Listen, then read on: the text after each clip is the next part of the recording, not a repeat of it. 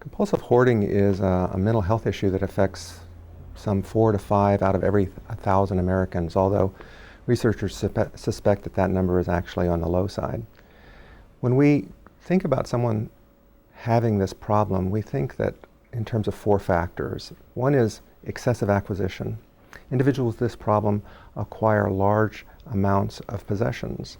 They shop at yard sales and bring all manner of this and that home.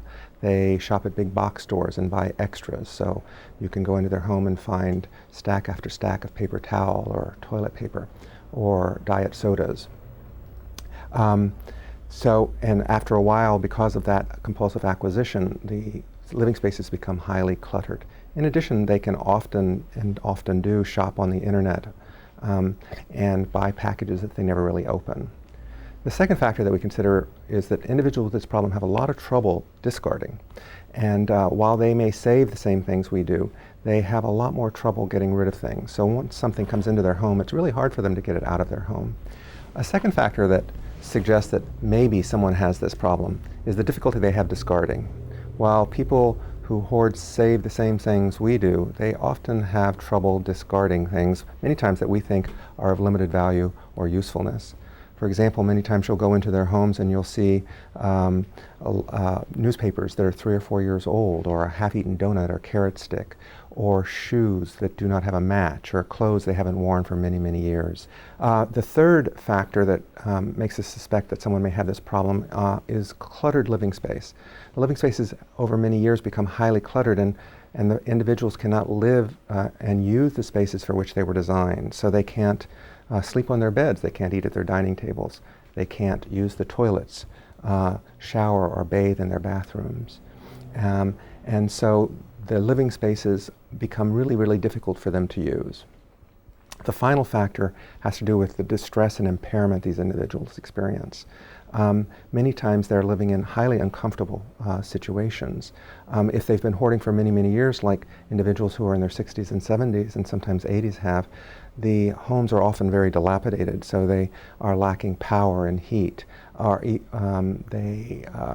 floorboards may sag under the weight of tons of wet newspaper, and they can be highly isolated and have very few contacts throughout the day and the week. Harm reduction is a set of practical strategies that has the goal of managing the hoarding behaviors to minimize risk and enhance comfort for the individuals in their homes, so long as they continue to hoard and engage in hoarding behavior. This differs from treatment, where the focus or goal of treatment is really to stop the hoarding behaviors. In harm reduction, what we're really focusing on is managing risk, so long as the person continues to engage in the behavior. Now, when thinking about harm reduction may be useful for a number of reasons. One is that many of the individuals with this problem have low insight, meaning that they seldom actually accept help, or often refuse help, and certainly refuse treatment. And so offering treatment to them often closes the door. Another reason that harm reduction may be helpful, as opposed to treatment certainly, is that these individuals, even though they're refusing help, they are often at very, very high risk. They often are living in highly dilapidated and unsafe situations.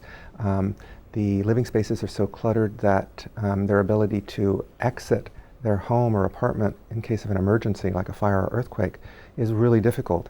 And in fact, in some situations, even an emergency medical technician getting into the space would be very difficult. And so they are at significant risk. And also, many times they're very uncomfortable. As I mentioned earlier, they may live without power or heat for many weeks, months, and sometimes indefinitely. Or they may try to accommodate that, and they may try to heat their space with gasoline or electric space heaters, which, among all the clutter of paper, can be highly risky. Another reason that harm reduction is worth considering is that it's not just the person with the problem who is at risk. If family members are living in that same home, they experience the same risks as the person with the problem. And in addition, communities are at risk. Many times these homes or apartments are in urban settings where if an apartment has a fire, it could affect many people within the complex or in the neighborhood. Also, these sites are prone to rat and insect infestations that affect communities, as well as odors. So it can be a community problem and have community risks as well. And the last reason that we may want to consider harm reduction is oftentimes with these individuals, over-focusing on treatment actually makes things worse.